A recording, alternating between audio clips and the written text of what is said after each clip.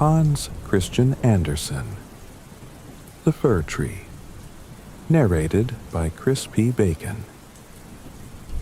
Deep in the forest, where the warm sun filtered through the tall pines and firs, a little fir tree grew. Despite the fresh air and the cheerful voices of peasant children who played nearby, the tree was not happy. It envied the taller trees, wishing to stretch its branches wide and tower over the world. Each year, it grew a little taller, marked by a new notch in its trunk, but still it longed for more. If only I were as tall as the others, it sighed. Then the birds would nest in my branches, and when the wind blew, I would bow with dignity like my towering companions. The tree ignored the sunshine, the birds' songs, and the beauty of the morning and evening skies. Even in winter, when a hare would leap over it, it felt humiliated. But after 2 winters, it had grown enough that the hare had to run around it. Still, it was not content. If only I could keep growing. There's nothing else worth longing for. Each autumn, woodcutters came and felled the tallest trees. The young fir trembled as mighty trunks crashed to the ground. The branches were removed, and the trunks, now bare and unrecognizable, were loaded onto wagons. Where are they going? The fir wondered. In the spring, it asked the swallows and storks about the fallen trees. The swallows knew nothing, but the stork, after some thought, replied, "Yes, I saw new ships with tall masts that smelled of fir. I think those must be your forest friends. They stood so proudly upon the sea." "Oh, how I wish I were tall enough to see the sea," the fir exclaimed. "What does it look like?" "Too much to explain," said the stork, flying away. "Rejoice in your youth," whispered a sunbeam. "Enjoy your fresh growth." But the tree paid no heed. As Christmas approached, young trees, even smaller than the fir, were cut down. These trees, unlike the great ones before, kept their branches intact and were loaded onto wagons. Where are they going? The fir wondered. They are not taller than me. Why are they chosen? "We know," chirped the sparrows. "We peeked through the windows in town. These trees are decorated beautifully, covered in honey cakes, golden apples, playthings, and candles." "And then?" the fir asked, trembling with excitement. "We did not see more," the sparrows admitted. "Oh, to be adorned in such splendor," the fir thought. "That must be the most wonderful fate. It must lead to something even greater. What could it be? I can hardly wait." "Rejoice in the present," whispered the air and sunlight, but the fir refused to listen. A short time before Christmas, the eager fir was cut down. As the axe bit into its trunk, it felt a sharp pain and sorrow at leaving the forest. It had never considered how much it would miss the trees, the little bushes, and the birds.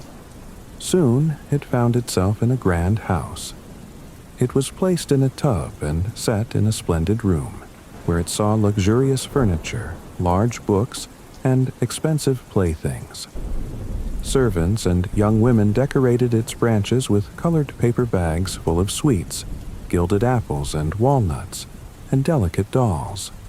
Hundreds of candles were fixed on its boughs, and at the very top, a glittering star was placed. "Tonight I shall shine," the fir thought joyfully.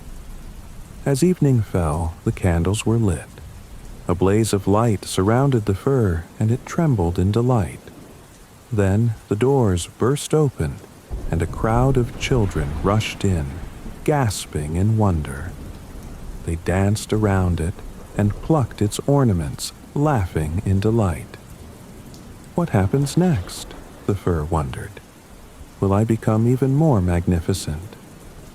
At last, the candles burned low, and the tree was stripped of its treasures. The children played with their new toys, leaving the fir unnoticed. Later, the servants moved it to a dark attic. What does this mean? The fir thought. Am I waiting for something more wonderful? Days and nights passed in silence. One day, mice scurried by and sniffed at the tree. "What a fine old fir," said one.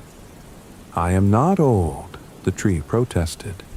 "I only left the forest this winter." "Tell us stories," the mice begged. "We love to hear about the world."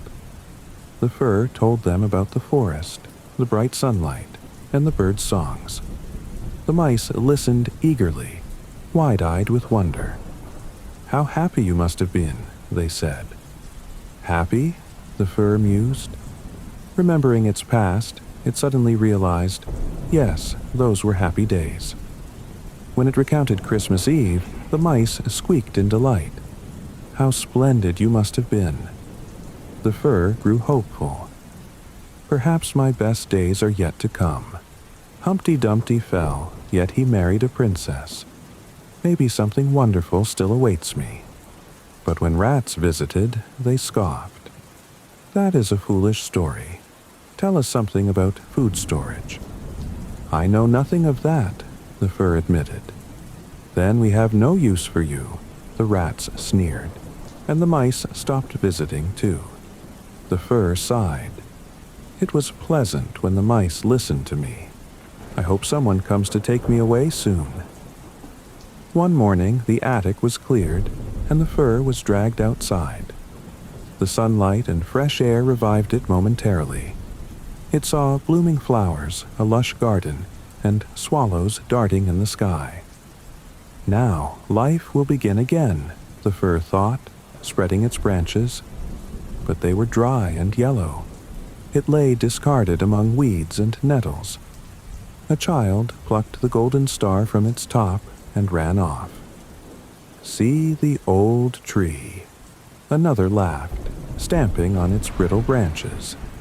The fir wished it had remained in the attic. It thought of the forest, Christmas Eve, and the mice who once listened to its stories. "If only I had enjoyed my days while I had them. Now it is too late." Soon it was chopped into pieces and fed to the fire. As it burned, it sighed, each sigh sounding like a tiny explosion. The children who once danced around it now watched the flames, laughing at the popping sounds. With its last breath, the fir remembered the forest, the warmth of the sun, and the song of the birds. All is past now, it thought, as the flames consumed it. The children continued playing in the garden, unaware that the tree which once longed for so much had now come to its quiet end. And so, like all stories, this one too came to a close.